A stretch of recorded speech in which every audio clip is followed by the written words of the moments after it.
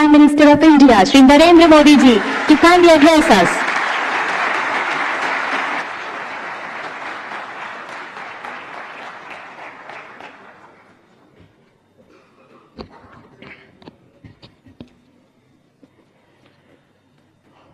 भारत के मुख्य न्यायाधीश श्रीमान डी.वाई. चंद्रचूड़ जी,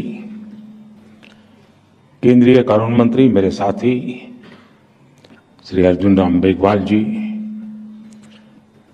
यूके के lord chancellor mister Alex Hawk, attorney general, solicitor general, supreme court के अन्य सभी माननीय जजेस, बार काउंसिल के चेयरमैन और सदस्य, विभिन्न देशों से आए हुए प्रतिनिधिगण, राज्यों से आए प्रतिनिधिगण, देवी और सज्जनों, दुनिया भर की लीगल फ्रेटर्निटी के दिग्गज लोगों को मिलना, उनके दर्शन करना, ये मेरे लिए एक सुखद अनुभव है।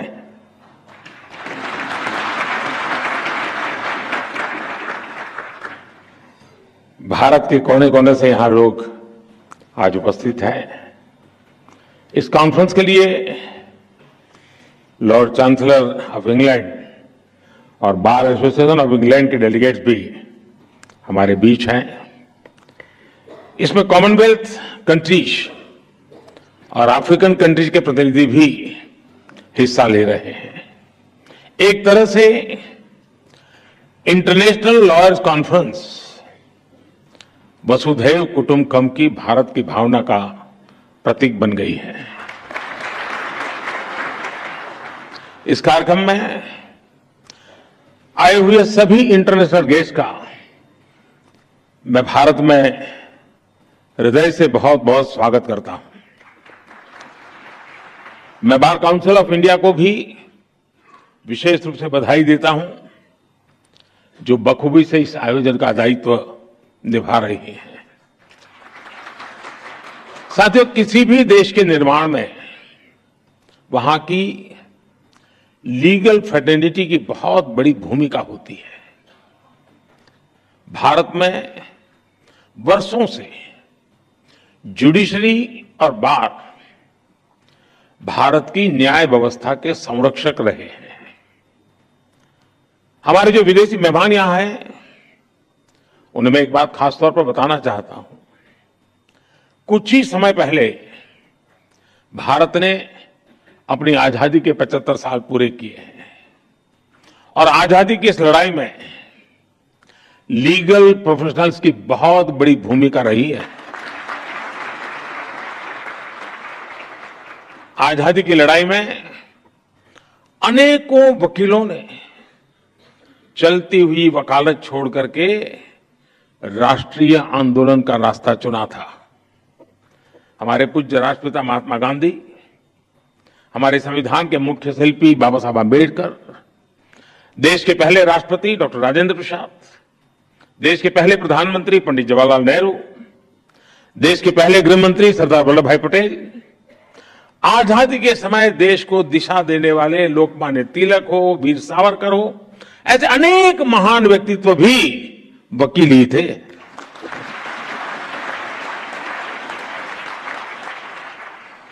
यानी लीगल प्रोफेशनल्स के अनुभव के ने, और आज जब भारत के प्रति विश्व का जो भरोसा बढ़ रहा है, उसमें भी भारत की निष्पक्ष स्वतंत्र न्याय व्यवस्था की बड़ी भूमिका है। आज ये कॉन्फ्रेंस एक ऐसे समय हो रही है जब भारत कई ऐतिहासिक निर्णयों का साक्षी बना है। एक दिन पहले ही भारत की संसद ने लोकसभा और विधानसभाओं में महिलाओं को 33% आरक्षण देने का कानून पास किया।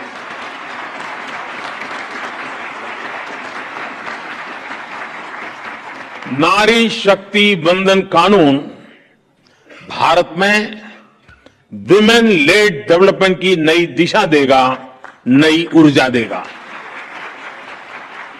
कुछ ही दिनों पहले ही G20 के ऐतिहासिक आयोजन में दुनिया ने हमारी डेमोक्रेसी, हमारी डेमोग्राफी और हमारी डिप्लोमेसी की झलक भी देखी।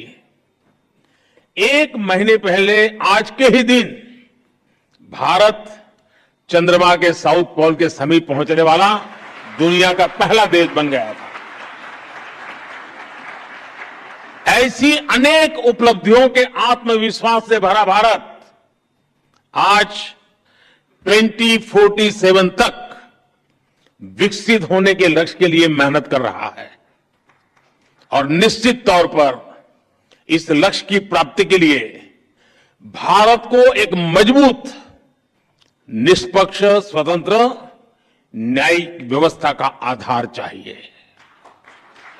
मुझे विश्वास है इंटरनेशनल लॉयर्स कॉन्फ्रेंस इस दिशा में भारत के लिए बहुत ही उपयोगी साबित होगा।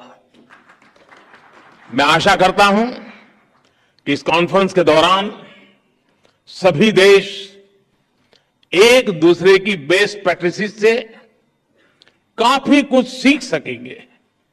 फ्रेंड्स, 21वीं सदी में आज हम एक ऐसी दुनिया में रह रहे हैं जो डीपली कनेक्टेड है। हर लीगल माइंड या इंस्टीट्यूशन अपने जुरिडिक्शन को लेकर बहुत सचेत है, लेकिन ऐसी कई ताकतें हैं जिनके खिलाफ हम लड़ रहे हैं, वो बॉर्डर्स या जुरिडिक्शंस की परवाह नहीं करती। और जब खतरे ग्लोबल है तो उनसे निपटने का तरीका भी ग्लोबल होना चाहिए। साइबर टेररिज्म हो, मनी लॉन्ड्रिंग हो, आर्टिफिशियल इंटेलिजेंस हो और इसके दुरुपयोग की भरपूर संभावनाएं हो,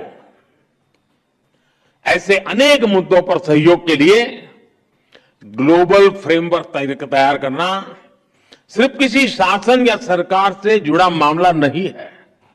इसके लिए अलग अलग देशों के लीगल फ्रेमवर्क को भी एक दूसरे से जुड़ना होगा। जैसे हम एयर ट्रैफिक कंट्रोल के लिए मिलकर काम करते हैं। कोई देश ये नहीं कहता तुम्हारा कानून तुम्हारे यहां, मेरा कानून मेरे यहां। जी नहीं, फिर किसी का जहाज उतरेगा ही नहीं। हर कोई common rules and regulations, protocols का पालन करता है। उसी तरह हमें अलग अलग डोमेन में ग्लोबल फ्रेमवर्क तैयार करना ही पड़ेगा। इंटरनेशनल लॉयर्स कॉन्फ्रेंस इस दिशा में अवश्य मंथन करना चाहिए, दुनिया को नई दिशा देनी चाहिए। साथियों, एक अहम विषय ऑल्टरनेट डिस्प्यूट रिजोल्यूशन एडीआर का है। तुषार जी ने इसका काफी वर्णन भी किया। कॉमर्शियल ट्रांजैक्शन की बढ़ती कॉम्प्लेक्सिटी के साथ दुनिया भर में एडीआर का चलन भी तेजी से बढ़ा है। मुझे बताया गया है इस कॉन्फ्रेंस में इस विषय पर भी विस्तार से बात होने वाली है। भारत में तो सदियों से पंचायत के जरिए विवादों के निपटारे की व्यवस्था रही है, हमारे संस्कार में रहा है। इस इनफॉर्मल व्यवस्था को एक व्यवस्थित रूप देने के लिए भी भारत सरकार ने मीडिएशन एक्ट बनाया है। भारत में लोक अदालत की व्यवस्था भी विवादों को हल करने की दिशा में बड़ा माध्यम है। और मुझे याद है, मैं जब गुजरात में था तो एवरेज एक मामला का न्याय होने तक सिर्फ 35 पैसे का खर्च होता था, 35 पैसे। यानी ये व्यवस्था हमारे देश में होती है। पिछले 6 साल में करीब 7 लाख केसेस को लोक अदालतों में सुलझाया गया है। साथियों, जस्टिस डिलीवरी का एक और बड़ा पहलू है जिसकी चर्चा बहुत कम हो पाती है, वो है भाषा और कानून की सरलता।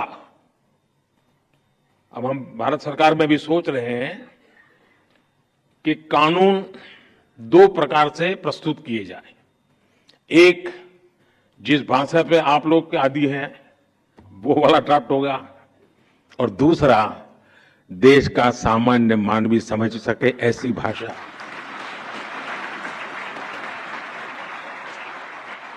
उसको कानून भी अपना लगना चाहिए। हम कोशिश कर रहे हैं, मुझे भी क्योंकि सिस्टम भी उसी ढांचे में पली बड़ी है, तो उसको बाहर निकालते निकालते, लेकिन हो सकता है कि अभी मुझे काफी काम है, मेरे पास समय भी बहुत है, तो मैं करता रहूंगा।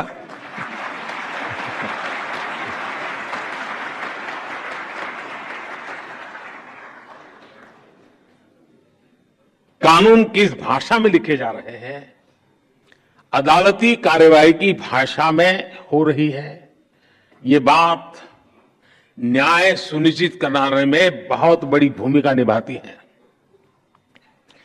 पहले किसी भी लॉ के ड्राफ्टिंग बहुत कॉम्प्लेक्स होती थी। सरकार के तौर पर अब हम भारत में नए कानून, जैसा मैंने आपको कहा, दो प्रकार से, और जितना ज्यादा हम सरल बना सके और हो सके उतना भारतीय भाषाओं में उपलब्ध करा सके, उस दिशा में हम बहुत सिंसियरली प्रयास कर रहे हैं। डेटा प्रोटेक्शन लॉ आपने देखा होगा, उसमें ये सिंप्लीफिकेशन का हमने एक पहली शुरुआत की है, और मैं पक्का मानता हूं कि सामान्य व्यक्ति को उस परिभाषा से सुविधा रहेगी। भारत की न्याय व्यवस्था में मैं समझता हूं ये एक बहुत बड़ा परिवर्तन हुआ है, और मैं चंद्रचूड़ जी का पब्लिकली मैंने एक बार अभिनंदन किया था, क्योंकि उन्होंने कहा कि अब कोर्ट जजमेंट का ऑपरेटिव पार्ट जो लिटिगेंट है उसकी भाषा में हम उपलब्ध कराएंगे। देखिए, इतने से काम में 75 साल लग गए, और ऐसे के लिए, इसके लिए भी मुझे आना पड़ा।